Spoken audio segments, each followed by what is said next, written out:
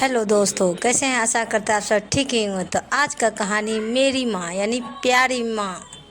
सुनिए एक पारिवारिक कहानी, जो कि कहानी बहुत अच्छी है। तो ये कहानी अंत तक सुने दोस्तों। तो स्टार्ट करते हैं कहानी। आज भी कुछ पिछड़े इलाकों में बहुओं को हद से ज़्यादा मर्यादा करना पड़ता है।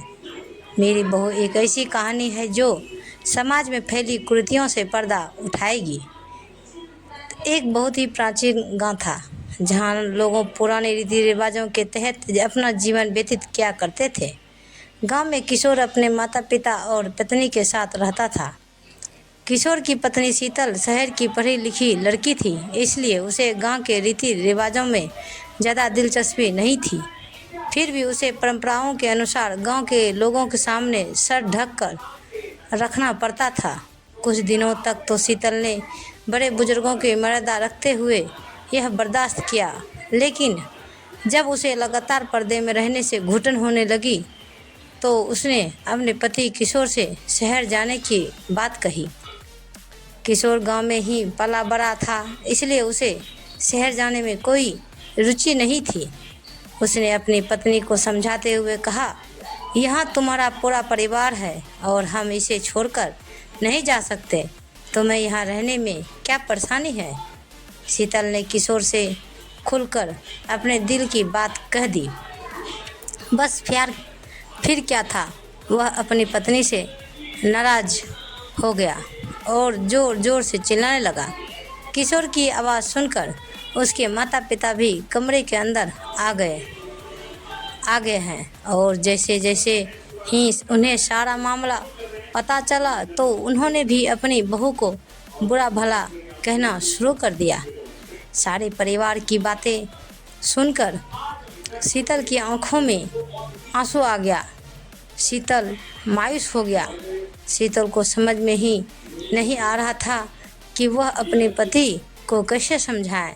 इस घटना के कुछ महीने गुजरने के बाद एक दिन शीतल सुबह होते ही बिना किसी से कुछ कहे घर से निकल जाती है। काफ़ी दूर पैदल चलने से उसे थकान महसूस होने लगती है, इसलिए वह एक सुनसान जगह पर जाकर बैठ जाती है। घर पर जैसे ही किशोर को पता चलता है कि उसकी पत्नी कहीं चली गई है, तो वह सारे गांव में शीतल को ढूंढने निकल गया। फिर क्या था, किशोर गांव के चारों तरफ जोर जोर से आवाज़ लगाते हुए अपनी पत्नी को खोज रहा था। जब वह कहीं दिखाई नहीं दी तो सभी की चिंताएं बढ़ने लगती थी। लेकिन इसी बीच एक बुजुर्ग व्यक्ति गांव वालों से आकर बताता है कि इस गांव की एक महिला रास्ते में एक सुनसान जगह पर अकेली बैठी है। यह बात सुनते ही किशोर तुरंत उसी तरफ दौड़ लगा देता है जिस तरफ शीतल उस रोड पे बैठी हुई थी।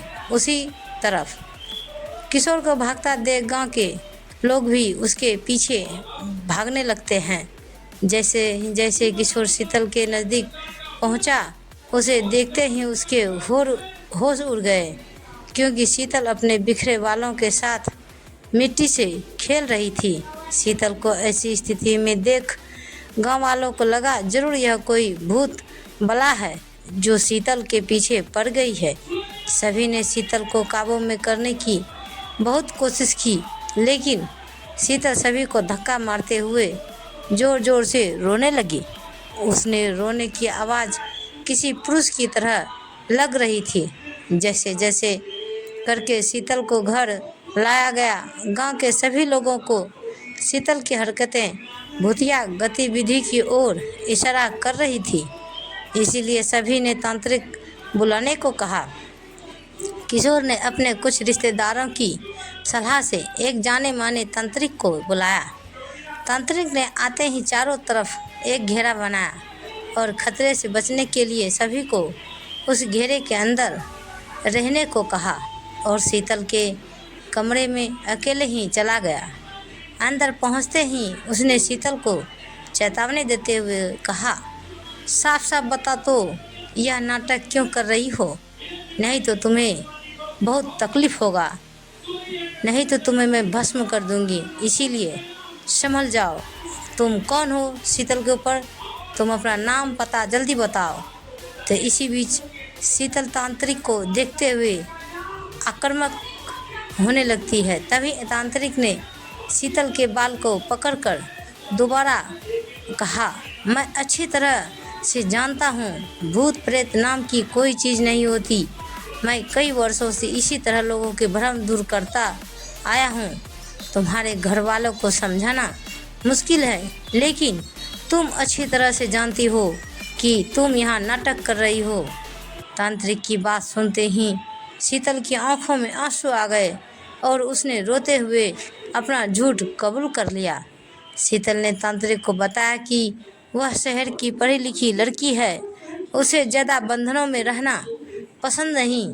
उसने कई बार अपने पति से यहाँ से दूर चलने को कहा, लेकिन जब वह नहीं माने तो मजबूरी में मैं आकर उसने चुड़ैल चढ़ाने का नाटक किया ताकि वह अपने मन मुताबिक जी सके।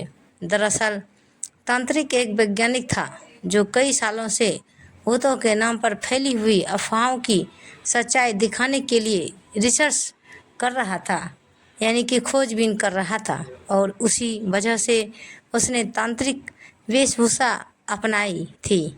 उसने शीतल को सबके सामने चुड़ैल की हकीकत बताते हुए माफ़ी मांगने को कहा। जैसे ही गांव वालों को पता चला कि शीतल अपने परिवार के सामने सिर ढकने से बचने के लिए चुड़ैल का ड्रामा कर रही थी, तो उन्हें आज से पहले गांव में हुई सभी भूतिया घटनाओं पर संदेह होने लगा। तांत्रिक के समझाने पर शीतल के घर वालों ने उसे उसके पति के साथ शहर जाने की इजाज़त दे दी। तांत्रिक की वैज्ञानिक सोच ने लोगों में भूतों के प्रति फैले अंधविश्वास को गहरी चोट दी थी, लेकिन यह तो सिर्फ एक शुरुआत थी और इसी के साथ यह कहानी ख़त्म हो जाती है। तो मेरी माँ यह कहानी आपको सबको कैसी लगी, कृपया हमें कमेंट बॉक्स में ज़रूर बताइए। और पूरी कहानी सुनने के लिए धन्यवाद और इसी तरह हमें प्यार और सपोर्ट दीजिए। तो प्रेम से बोलिए जय माता दी, हर हर महादेव। तो दोस्तों, ऐसे ही वीडियो देखने के लिए हमारे चैनल को सब्सक्राइब करें और वीडियो को एक लाइक ज़रूर करें दोस्तों। तो मिलते हैं अगले वीडियो साथ, तब तक बाय बाय दोस्तों, जय हिंद।